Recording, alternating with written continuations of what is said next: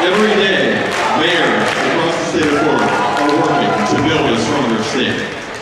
Please welcome a panel of Florida mayors, moderated by Fort Lauderdale Mayor Jack Seiler, joined by Gainesville Mayor Craig Lowe, Pinecrest Mayor Cindy Werner, and Tampa Mayor Bob Buckhorn. Good morning. How we doing out there? Great to hear from Debbie, isn't it? We're delighted to be up here with this distinguished panel. It's nice to have some elected Democratic officials from around the state here, huh? Let me just briefly welcome the panel to the stage, and then let me introduce them. First up is from Gainesville, Florida, Mayor Craig Lowe.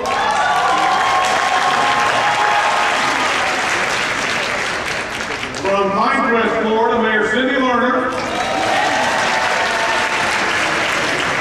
Got that Miami-Dade delegation out there. And a guy we're all extremely excited about getting elected over on the West Coast, from Tampa, Mayor Bob Buckhorn.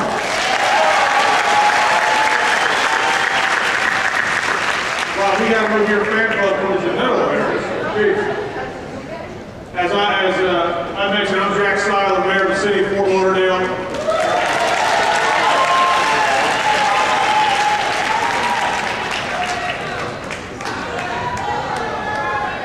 Broward's out there, I think.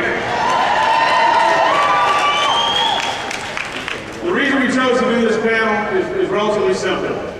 Our cities are getting things done despite the culture of conflict that Republicans have been fueling for a long time, both here in the state of Florida and across the country. Our cities here in Florida, under Democratic mayors, are getting the job done day in and day out, and are making sure that we're moving our cities forward despite what's taking place in Tallahassee and in Washington. We are proud to be Democrats. But as mayors, we don't have the luxury of getting bogged down with every partisan issue in a hyper-partisan setting. So we try to focus on getting the job done in our cities in a nonpartisan and sometimes bipartisan way. We as mayors try to show you can work together and don't have to drive a partisan way to every single issue that comes along. I know Bob Buckhorn does that in Tampa. I know Mayor Lowe does that in Gainesville. I know Cindy does that down in Pinecrest. And we're compelled to find ways to collaborate and partner to move our cities forward despite the political culture that's out there. For example, in Orlando, amid recession and a hyper-partisan climate, they've been able to pull off a string of major accomplishments. They just built a $480 million arena and a new performing arts center is under construction. They're breaking ground on the first ever commuter rail system called Sunrail. They're building a medical city in the southeast portion of Orlando. And all of these accomplishments for Orlando are made possible because of a partnership and the refusal of our mayors to give up on projects and priorities we believe are vital. In Fort Lauderdale, we're moving the city forward. Fort Lauderdale, we are having a tremendous rebound, 23 straight months of tourism growth. We're doing that in one of the toughest economies. In Fort Lauderdale, we're now having projects submitted for permitting, for development. Our real estate development market is starting to come back. We are looking at an airport and a seaport that are both hitting record numbers. We're now the second largest cruise port in the world, and we're getting things done in a very difficult environment. And we're doing it because we're focusing on jobs and the economy and not focusing on issues that divide us. Let me just briefly start this discussion, if I may. Well, first let me do this. Let me ask each of the mayor to do a brief introduction. Tell us a little bit about yourself and what's going on in your city, and then we'll get into some questions that have been submitted. Why don't I start with Mayor Craig Lowe from Gainesville. Hello, everyone. It's great to see a bunch of good Democrats here. I'm Craig Lowe, Mayor of Gainesville, Florida. Gainesville, Florida is a wonderful city. I'm somewhat biased in that regard. We are a city that values a clean environment, the city that values education, the city that values equity. And I think those are three main values of the Democratic Party, and they're three values that actually keep moving our city forward. Also, we're a city that does value jobs, and that's very crucial at this time in our economy. Gainesville is a city that typically has one of the lowest unemployment rates and highest per capita rates of job creation. And we want to be able to maintain that edge by working with the university, working with other agencies, and working with the private sector to bring the kinds of jobs to Gainesville and Alachua County that we all need. Thank you. Thank you, Mayor. Cindy, you can give us a brief introduction. Good morning, Democrats. It's a thrill to be here with you all, and especially to be up on the panel of Democratic mayors. I've been serving as mayor of the village of Pinecrest, my own hometown, for 3 years now, and it is the best thing I've ever done in my life. Having served with Jack in the past in the Florida legislature was an extremely frustrating experience, as you can imagine, for a Democrat with ambition to get things done. So having the opportunity to sit at the helm of a municipality and engage my community in looking at what we believe are the most important values, which are family, education, and sustainability. To have the ability to get things done is remarkable and exciting, because we in Pinecrest are a municipality. We're new, we're only 15 years old since incorporation, and somewhat affluent. I feel we have an even larger responsibility to advance the important values that we have. So I focused on education and enhancing our local public schools, and on advancing sustainability and going green and educating not only my community, but the entire South Florida area, working through not just our local regional municipalities, but the League of Cities is a tremendous opportunity for local government to really move an agenda, and that's what I look forward to continuing to do. We look forward to you continuing to do that, Cindy. Let me ask Bob Buckmore to give a brief opening. Jack, thank you, and to all of you, thank you. I am the mayor of one of America's great cities, the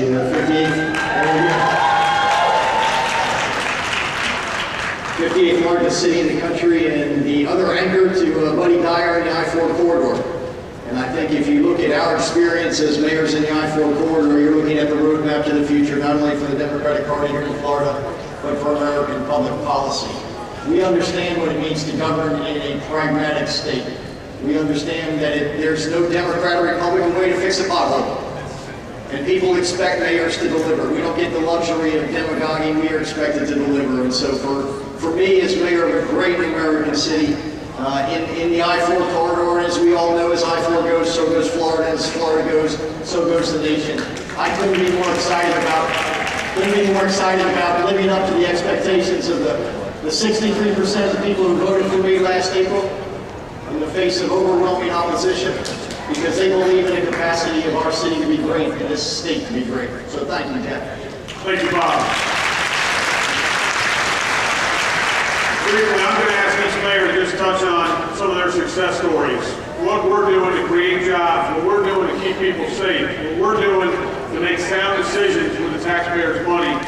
Let me start with Cindy. Cindy, if you would just talk about some of the success stories coming out of your city, what have you been able to move forward despite this hyper-partisan environment, this atmosphere that's out there? Tell us a little bit about the success stories. Well, one of the very first things that I took on was the issue of sustainability, energy efficiencies, and creating an environment where my community, both residential and businesses, began to really understand our own personal responsibilities for conserving and becoming more energy efficient. I signed the climate. Absolutely. I signed the mayor's climate change agreement within, I think, a week of being elected, and went on an educational journey myself, because I really didn't have a lot of knowledge about it. But there is just so much out there, and of course, Florida is really at the epicenter of what the impact will be from climate change. So we've been working at the local level, there's a regional climate compact with the 4 South Florida counties, the Miami-Dade League of Cities, the Florida League of Cities, and now I'm on the National League of Cities, Energy, Environment, and Natural Resources Committee. So it's a real opportunity to advance policy within my community, but to push that knowledge base forward and initiatives forward. So I have been able to develop a green action plan. We just passed green zoning ordinances. We are about to be certified as a Florida Green Building City. We have recycling initiatives, and I'm really most proud, I think, of what we began with our schools. We just created a Green Academy at our local high school, my alma mater, Palmetto Senior High School, which the graduating class of 1961 just celebrated its 50th anniversary reunion. And to be able to engage every aspect, including our students, in understanding the obligations that we have has been a very exciting opportunity. The other thing Let me just follow up on that. That's exactly the point. I think everyone up here, this panel will agree. On the environment, we know we're right. We know as Democrats that we have the right policies in the state of Florida on the environment. The problem is we should not be having to drive the environmental policy from the cities up. It ought to be being driven out of Tallahassee down. But as mayors, we've now realized, and I know Gainesville's been fighting this for years, we've realized as mayors, we've got to take back the environmental health of the state, city by city, county by county. And I know we've done the same thing here, where we've created sustainability committees in the city of Fort Lauderdale that's never existed 3 years ago. I know Gainesville has always been fighting edge on this. You want to comment on that environmental issue? Well, yes, the environment, protecting the environment is a core value for the city of Gainesville, and also energy efficiency, as the mayor just stated, is important in her city. And Gainesville is blessed in that we are surrounded by forests. And in the forest industry now, for whether it's for timber or for paper pulp, currently much of the wood that is not harvestable or not sellable is actually burned in the field. In Gainesville, we've actually set forth a plan to take that material that is now burned in the field and use it as fuel for generating electricity. So the wood that's burned without air pollution controls in place will soon be used to generate renewable energy. Also, the city of Gainesville is a leader in advancing photovoltaic energy. We have an innovative incentive that's put in place that actually makes it advantageous economically for businesses and residents to put in solar panels on the rooftops or even on ground mounted. So doing, we've increased by many, many times the amount of solar energy that's generated in the city of Gainesville. These are just a couple of examples of the things we're doing in addition to energy efficiency and increasing the investment that we make in that. Fantastic. The other thing that we're having to do as mayors is obviously balance a budget. We're getting that job done. Bob, tell us what you're doing in Tampa with respect to the budget. Well, Jack, I appreciate it. And as all of you know, the Republicans consistently attack us as being big spenders or being soft on crime. Mayors understand that we have an obligation to balance the budget. When I took office on April the 1st, I was facing a $34.5 million deficit on day one. That wasn't my predecessor's fault. I'm actually lucky I followed in the footsteps of a great Democrat, Pam Iorio. But that was the reality that we were faced with. The difference was, I didn't blame it all on city workers. I didn't say that it's our men and women that get up every day to serve our community, that this recession, this global recession, this historic recession is their fault. It's not. They get up every day to do a good job. How many of you get up every day to put Kevlar on or bunker gear and go do what we don't have the courage to do for ourselves? Not many. So when I set out on resolving that budget deficit, I was going to do the best I can to make sure that we didn't lay anybody off. Because I know if you lay somebody off in this economy, chances are they're not getting hired again. They're going to become a burden on our system. So we worked through that $34.5 million, and we worked it, and we scrubbed it, and that budget bled. But at the end of the day, we didn't cut services, we didn't raise taxes, and we didn't lay anybody off.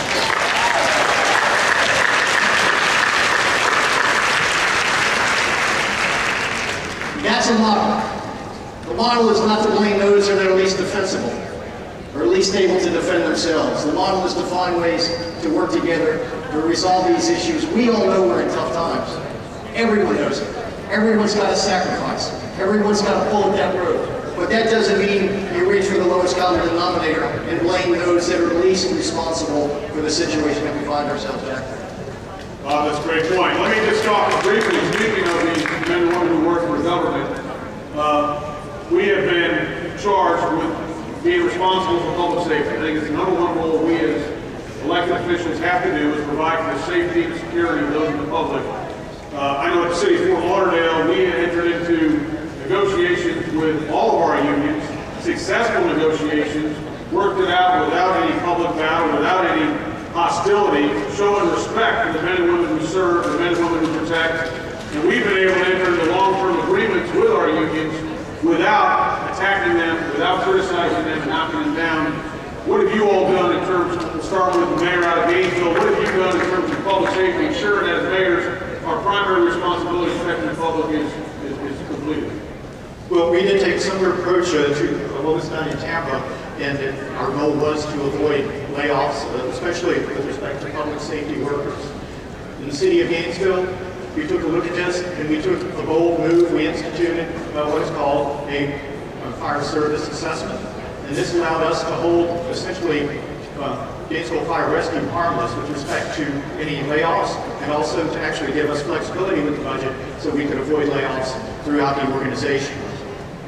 This was, again, a fairly bold move, and I commend my colleagues for having taken that courageous step.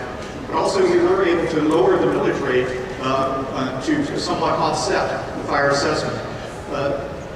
We are involved in negotiations with our collective bargaining units as well, because I think they see the need for long-term adjustment to make sure that our pension plans are sustainable, and I look forward to continuing that type of dialogue. And Gainesville is very much a city that does value its workers, and in some cities, unfortunately, workers were laid off. In Gainesville, actually, we were able to give our employees a modest increase.